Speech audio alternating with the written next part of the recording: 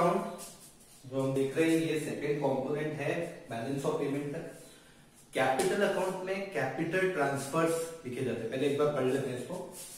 Records all those transactions which causes change in assets और liabilities of residents of the country और government. यदि हमारे asset या liability में कोई भी चेंज आता है इन ट्रांजैक्शंस, जो ट्रांजैक्शंस की वजह से हमारे एसेट्स और लायबिलिटी में कोई भी चेंज आता है, ये बहुत बड़ा इजी है। जैसे गवर्नमेंट बजट वाले चैप्टर में हमने कैपिटल देखा था, तो कैपिटल वाले में क्या होता था, एक होता था रेवेन्यू रिसिप्ट, एक होता था कैपिटल रिसिप्ट। तो कैपिटल वाले में एसेट और लायबिलिटी में कुछ इंपैक्ट आता था, तो वही फंडा यहाँ पे एप्लीकेबल कि कैपिटल वाले में एसेट्स और लायबिलिटी में कुछ चेंज आएगा उनकी उन ट्रांजैक्शंस की वजह से।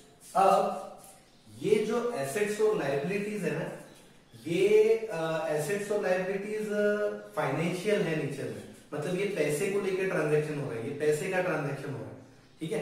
मतलब इसका रिलेशन कोई बहुत मतलब मशीनरी परचेस वगैरह उससे नहीं है, ये बेसिकली फाइनेंशियल नेचर के इन्वेस्टमेंट्स हैं। और ये क्यों किए जाते हैं ये बड़ा इंटरेस्टिंग है। ये जो ट्रांजैक्शंस हैं, आपने अभी थोड़ी देर पहले मैंने आपको करंट अकाउंट बताया, आप रिवाइंड करके देख सकते हैं, सरप्लस और डेफिसिट। तो यदि डेफिसिट है करंट अकाउंट में, डेफिसिट है, इसका मतलब हम पेमेंट ज्यादा कर रहे हैं बाहर की कंट्री, ठीक है, उनसे रिसीव कम कर रहे हैं, तो ये हमारा डेफिसिट है। इस डेफिसिट को यानी कि जो कमी हमारे पास पैसे की हो गई है इसकी वजह से, उस कमी को फाइनेंस करने के लिए, उस कमी को पूरा तो करना पड़ेगा, तो कहीं से तो लाना पड़ेगा डॉलर, उसको पूरे बैलेंस ऑफ पेमेंट को बैलेंस करने के लिए, right. Balance of payment balance होता है ना, मैंने स्टार्टिंग वीडियो में बताया था कि बैलेंस ऑफ पेमेंट बैलेंस होता है, उसको किया जाता है अकाउंटिंग स्टेटमेंट को बैलेंस, तो उनको पैसे बोरो करने पड़ते हैं। तो either to finance deficits of in the current account और टू अब्सॉर्ब द सरप्लस। यदि सरप्लस है मतलब हमारे पास एक्स्ट्रा पैसा उनका आ गया है, तो वो जो एक्स्ट्रा सरप्लस है उसको भी अकाउंटिंग लेवल पे आपको कहीं ना कहीं मैनेज करना पड़ेगा। तो उसके लिए आप उसको क्या करेंगे, या तो आप पैसा बाहर लैंड कर देंगे, आप इन्वेस्टमेंट बाहर करेंगे, या फिर आप उनसे कहेंगे कि वो हमको पैसा दे, वो यहाँ इन्वेस्ट करें। तो ये दो मेन पर्पस होते हैं, ठीक। और क्योंकि ये फाइनेंशियल है नेचर में, इसका डायरेक्ट कोई इफेक्ट इनकम पे या आउटपुट पे या अनएम्प्लॉयमेंट पे नहीं आता, ठीक है, क्योंकि this all transactions are basically to balance the account, okay. So this borrowings and this lending and all are mainly to finance the deficit और टू अब्सॉर्ब द सरप्लस। तो करंट कैपिटल अकाउंट में ये दो चीजें। अब हमको देखना है कि कैपिटल अकाउंट के कंपोनेंट्स क्या होते हैं। करंट अकाउंट के कंपोनेंट्स तो हमने देख लिए, अब हमको देखना है कैपिटल अकाउंट के क्या कंपोनेंट्स होते हैं। ओके, कंपोनेंट्स देखते हैं इसके। Balance of payment, balance of payment के कंपोनेंट्स कौन से हैं, करंट अकाउंट, कैपिटल अकाउंट। हम अभी क्या देख रहे हैं, कैपिटल अकाउंट के कंपोनेंट्स, मतलब कैपिटल अकाउंट में क्या आता है। तो जैसा कि हमने देखा कि कैपिटल अकाउंट में वो चीजें आती है जिससे एसेट लायबिलिटी स्टेटस पे कुछ इंपैक्ट पड़ता है, और ये फाइनेंशियल टाइप का। तो इसमें देखो, borrowings and lendings to and from abroad, मतलब बोरोइंग्स वहां से पैसा लेना, उनको पैसा देना, या फिर वो हमसे पैसा बोरो कर रहे वगैरह, ये सारी चीजें किसमें आ रही है, बोरोइंग्स एंड लेंडिंग्स। ये एक पहला कंपोनेंट है इसका। जो पैसा वहां से हमने रिसीव किया है, यानी कि हमने बोरो किया है, वो पैसा क्रेडिट साइड में लिखा जाएगा। देखो, रिसीव किया या फिर रीपेमेंट फ्रॉम अब्रॉड, यानी कि हमने कोई पैसा दिया था और उसका उन्होंने रीपेमेंट किया, तो जब उन्होंने रीपे किया तब वो आ गया, जब हमने उनसे लोन लिया तब भी पैसा आ गया। तो वो दोनों कंडीशंस हमने किस साइड लिखी है, क्रेडिट साइड। एक बार फिर सुन लेना, रिवाइंड कर। दूसरा लेंडिंग, यानी कि हमने जो पैसा दिया प्लस जो भी पैसा हमने उनसे बोरो किया था उसका रीपेमेंट कर दिया, मतलब रीपेमेंट टू अब्रॉड। तो जो पैसा अब्रॉड गया वो डेबिट साइड में लिखेंगे। तो repayment to abroad and lending, ये दोनों में से कोई भी चीज डेबिट साइड में, और यदि रिसीव किया है या रीपेमेंट उन्होंने की है तो वो किस साइड लिखेंगे, क्रेडिट साइड। फिर बोरो किया है पैसा तो वापस भी रीपे करना पड़ेगा। वैसे ही यदि मैंने किसी को लेंड किया है, किसी को दिया है, तो वो भी रीपे करेगा। तो रीपेमेंट उधर से यदि आ रहा है तो वो रिसिप्ट साइड है। फिर और यदि रीपेमेंट किया है हमने तो फिर वो पेमेंट साइड का है, इसीलिए फिर उसको क्रेडिट और डेबिट में लिखते हैं। ठीक, सेकेंड टाइप, और जहां भी ना समझ आए दोबारा रिमाइंड करो। Second type, investment to and from abroad. अब देखो, बोरो करना या लेंड करना, उधार देना या उधार लेना, ये एक अलग बात है, और एक चीज होती है इन्वेस्टमेंट करना, पैसा इन्वेस्ट करना है। मैं किसी और की, या फिर हमारे यहाँ के रेसिडेंट्स, हमारी गवर्नमेंट किसी और कंट्री में, या फिर किसी और कंट्री हमारी कंट्री। तो ये जो इन्वेस्टमेंट है, पहले इसके टाइप्स देख लो, ये नीचे वाला देख लो। इन्वेस्टमेंट के टाइप्स दो टाइप, या तो इन्वेस्टमेंट होगा एफडीआई, फॉरेन डायरेक्ट इन्वेस्टमेंट, सुना होगा ना नाम इसका।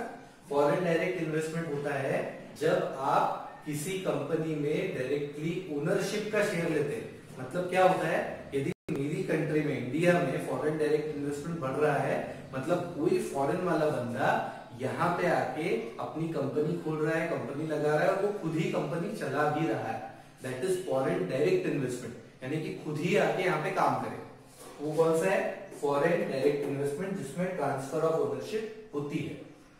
सेकेंड टाइप का investment is portfolio investment. Portfolio investment, या इसको FII भी कहा जाता है, फॉरेन इंस्टीट्यूशनल इन्वेस्टमेंट। इसमें क्या रहता है, वो सिर्फ पैसा दे देते हैं, शेयर खरीद लेते, मतलब उनकी कोई ओनरशिप नहीं होती, उनका कंट्रोल कंपनी पे नहीं होता, वो सिर्फ अपना पैसा लगाते हैं, उनका कंट्रोल उस पर नहीं होता। तो भाई इन्वेस्टमेंट दो टाइप से हो सकता है, या तो वो फॉरेन डायरेक्ट इन्वेस्टमेंट होगा जिसमें खुद ही जाके काम भी करना पड़ेगा और अपनी कंपनी खुद रन करनी पड़ेगी, और दूसरा होगा फॉरेन इंस्टीट्यूशनल इन्वेस्टमेंट या फिर पोर्टफोलियो इन्वेस्टमेंट, जिसमें कि आप कंट्रोल नहीं करेंगे, जिसमें कि आप कोई ओनरशिप नहीं लेंगे, आप सिर्फ शेयर्स खरीदेंगे वहां। तो ये दो टाइप के investment. Investment are in shares और रियल स्टेट में भी, जमीन वगैरह खरीदी या शेयर्स खरीदे, वो चीज। देन इन्वेस्टमेंट फ्रॉम अब्रॉड, यदि उन लोगों ने हमको पैसा दिया है, इन्वेस्टमेंट दी है, तो रिसिप्ट हुई है, इनफ्लो हुआ है, तो हम कहां लिखेंगे, क्रेडिट साइड में। मैंने अपने वीडियो के दौरान क्रेडिट साइड, इनफ्लो, रिसिप्ट, ये अलग अलग वर्ड इसलिए लिखे हैं हमेशा ताकि आपको याद हो जाए कि इनफ्लो मतलब रिसिप्ट है, इसका मतलब सामान एक्सपोर्ट हुआ है वगैरह वगैरह वैसा। तो यहाँ पे यदि उन्होंने पैसा हमारे यहाँ इन्वेस्ट किया है तो फिर वो क्रेडिट साइड लिखा जाए। यदि हमने पैसा उनके यहाँ पे इन्वेस्ट किया है तो हम अपने डेबिट साइड में लिखेंगे। मतलब ये क्रेडिट और डेबिट साइड हमारे पास ही है अकाउंट, हमको उनके पास जाके नहीं लिखना है, लिखना हमारे ही पास है, लेकिन कौन सी साइड में, यदि पैसा हमने उनको दिया है तो डेबिट साइड में, क्योंकि मनी का आउटफ्लो हो रहा है, और यदि पैसा उन्होंने हमको दिया है तो क्रेडिट साइड। ठीक है, ये दो कंपोनेंट्स हैं, borrowings and lendings to and from abroad और investment to and from abroad. एक और कंपोनेंट है, उसको भी देख लेते हैं। तीसरा कंपोनेंट है change in foreign exchange reserve. अब ये फॉरेन एक्सचेंज रिजर्व क्या होता है, अब ये वो वाला टॉपिक है जिसकी वजह से ऐसा होता है कि एक बार स्टूडेंट्स में कंफ्यूजन क्रिएट हो जाता है, और यही वो वाला टॉपिक है जिसकी वजह से स्टूडेंट्स मुझसे ये समझना पसंद करते हैं, क्योंकि उनको लगता है कि ये वाला टॉपिक मैं बहुत अच्छे से समझाता हूँ, ऐसा मेरे सीनियर स्टूडेंट्स का कहना है। तो फॉरेन एक्सचेंज रिजर्व्स क्या है, इसको मैं यहाँ पे थोड़ा सा आपको समझा देता हूँ। एक तो है आपका balance of payment, okay, balance of payment का ये अकाउंट स्टेटमेंट है, इसको लिखते हैं चलो क्रेडिट साइड में, डेबिट साइड में, ये आपने यहाँ पे कुछ बना, ये ठीक। तो यहाँ पे कुछ एंट्रीज होंगी, यहाँ पे कुछ एंट्रीज होंगी। एक ये आप एक अलग मान लो,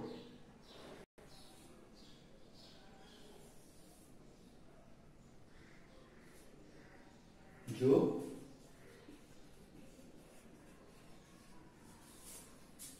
हालांकि मैं टंकी बनाना चाह रहा था, पर वो टंकी मान लो आप कि टंकी है, ठीक है।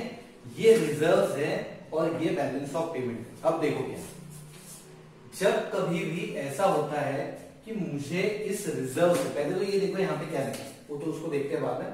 Financial assets held in the central bank, ये कुछ एसेट्स ऐसे हैं जो सेंट्रल बैंक के पास हेल्ड रहते हैं, ठीक है, इसके पास रहते हैं सेंट्रल बैंक, हमारी सेंट्रल बैंक कौन है? आरबीआई।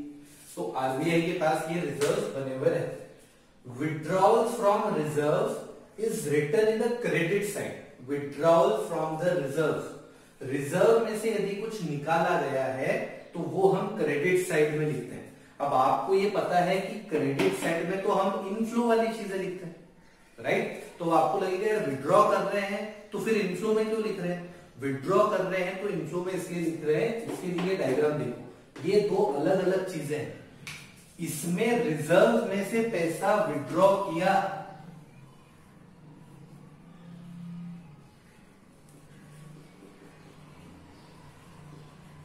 ठीक है?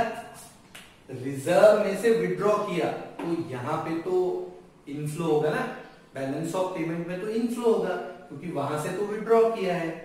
और जब कभी यहां से आउटफ्लो होगा, यानी कि यहां से डेबिट साइड में लिखा जाएगा, तो फिर वो पैसा यहां पे डाला जाएगा, correct? Addition to the reserves is written in the debit side. मतलब यदि कभी ऐसा हो गया कि आपके पास कुछ एक्सेस में है और वो आपको रिजर्व में डाल देना है, यदि मान लो आप बाहर कहीं इन्वेस्टमेंट भी नहीं कर पाए, कहीं लेंडिंग भी नहीं कर पाए, तो आपने रिजर्व होल्ड कर लिया अपने पास आरबीआई के पास, तो वो रिजर्व में जब वहां डाला जाएगा पैसा, तो यहां से तो निकाला जा रहा है ना, बैलेंस ऑफ पेमेंट से निकालोगे तभी तो रिजर्व में डालोगे।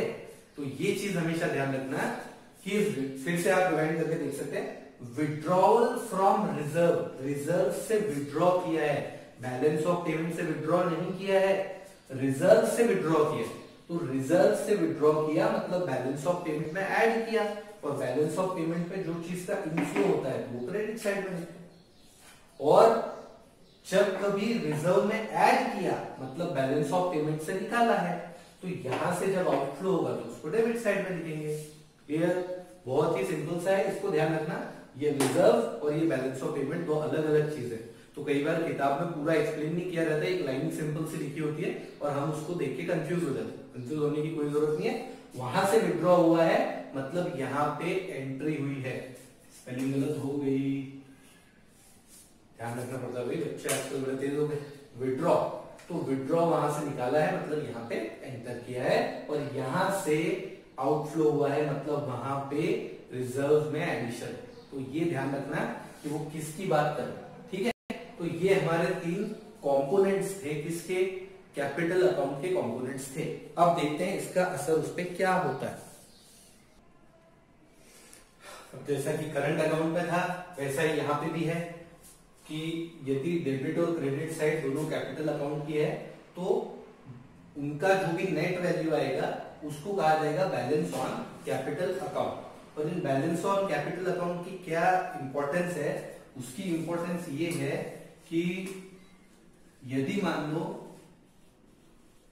करंट अकाउंट में डेफिसिट, करंट अकाउंट में डेफिसिट है, तो इस डेफिसिट को कैसे ठीक करेंगे? इस डेफिसिट को कैपिटल अकाउंट के सरप्लस से बैलेंस करेंगे, और वाइस वर्सा। यदि करंट अकाउंट में सरप्लस है तो उसको कैपिटल अकाउंट के डेफिसिट के साथ बैलेंस करेंगे। मतलब ये बैलेंसिंग का प्रोसीजर चलता रहेगा। कैपिटल अकाउंट को इसलिए भी यूज किया जाता है क्योंकि देखो करंट अकाउंट में बहुत सारी चीजें होती है जो प्रॉफिट के लिए की जाती है, कैपिटल अकाउंट में आप पर्पस नहीं करते हो, वो हम अगले वीडियो में पढ़ेंगे। ये बैलेंस करने के लिए इसको बैलेंस किया जाता है। तो यदि करंट अकाउंट में डेफिसिट है तो उसको कैपिटल अकाउंट के सरप्लस से मीट कर लेंगे। यदि करंट अकाउंट में सरप्लस है तो उसको कैपिटल अकाउंट के डेफिसिट से मीट कर लेंगे। ठीक, ये तो आपको पता ही है। यदि क्रेडिट ज्यादा है तो सरप्लस, डेबिट ज्यादा है तो डेफिसिट, और नेट इनफ्लो बोलते हैं। देखो क्रेडिट ज्यादा है का मतलब क्या है? क्रेडिट मतलब आया ज्यादा, और यदि मैं बैलेंस करके बता रहा हूं तो फिर मतलब नेट इनफ्लो। क्रेडिट कितना ज्यादा है इसका मतलब नेट इनफ्लो ज्यादा होगा, नेट इनफ्लो यहाँ पे होगा। ये बैलेंस ऑन कैपिटल, ये याद रखना, ये याद रखने की चीज है, balance on capital account. And last thing, एक छोटी सी लाइन दी हुई है, वो ये कि जैसे हमने यहाँ पे देखा था करंट अकाउंट और कैपिटल अकाउंट, तो यहाँ पे एक और अकाउंट होता है जो एरर्स एंड ओमिशंस। ये हमारे सिलेबस में वैसे इतना ज्यादा वाइड है नहीं, बट याद रख लेना एरर्स एंड ओमिशंस इसलिए क्योंकि जितने भी ट्रांजैक्शंस इंटरनेशनल होते हैं किसी कंट्री के दूसरी कंट्री के साथ, तो जरूरी नहीं है कि सारे के सारे ट्रांजैक्शंस ऑनेस्टली बराबर रिकॉर्ड किए जा रहे हो, या फिर जो रिकॉर्ड भी हो रहा है वो मेजरमेंट सारे एक्यूरेट है क्या, ऐसा जरूरी नहीं। तो इस वजह से एरर्स एंड ओमिशंस का एक और एलिमेंट वहां पे बैलेंस ऑफ पेमेंट में ऐड कर लेते हैं, जिससे कि कोई इशू आगे क्रिएट ना हो। ठीक है, तो कैपिटल अकाउंट यहाँ पे क्लियर हो गया। अब अगली वीडियो में हम आगे का टॉपिक पढ़ेंगे, जिसमें कि ये तो बैलेंस ऑफ पेमेंट हमको थोड़ा सा और क्लियर होगा, ये ट्रांजैक्शंस कैसे। ठीक है, तब तक के लिए थैंक यू बेटा।